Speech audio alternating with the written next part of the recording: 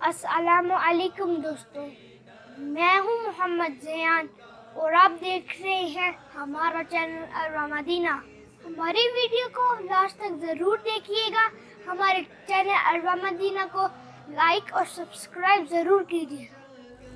सल्लु अलल हबीब सल्लल्लाहु तआला अला मुहम्मद। दोस्तों, जंगे ओहद में मुसलमानों की तादाद सिर्फ 1000 थी, जबकि काफिरों की तादाद 3000 थी।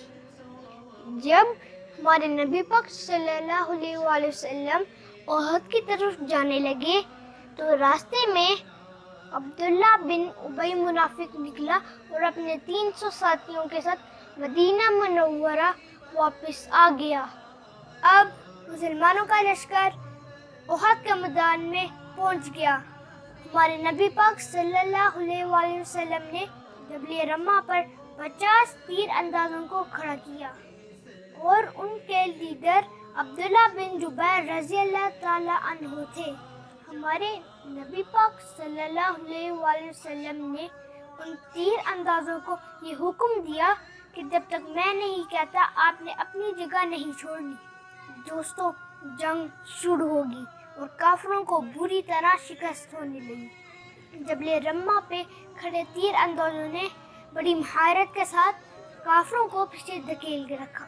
काफिर अपनी शिकस्त को देखते हुए मैदान छोड़कर भाग गए।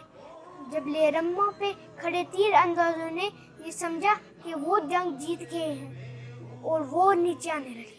उनके लीडर अब्दुल्ला बिन जुबैर रज़ी अल्लाह ताला अन्हु उनको पीछे से पुकारते रहे, क्या तुम भूल गए हो हमारे नबी ने हमें क्या हुक्म दिया है, अपनी जगह नहीं छोड़नी। दूसरी तरफ हजरत खालिद बिन वलीद रज़ी अल्लाह ताला अन्हु जो अभी मुसलमान नहीं हुए थे, उन्होंने देखा कि पहाड़ तो खाली हो चुका है। उन्होंने अपने साथियों को जमा किया और मुसलमानों पे दोबारा से हमला कर दिया, जिसकी वजह से मुसलमानों को बहुत बड़ा नुकसान उठाना पड़ा।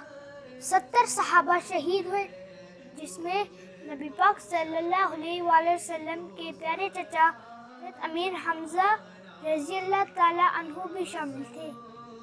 सल्लु अलल हबीब सल्लल्लाहु ताला अला मुहम्मद। आइए दोस्तों, आपको हम मकबरा शुहदाए ओहद की ज़ियारत करवाते हैं।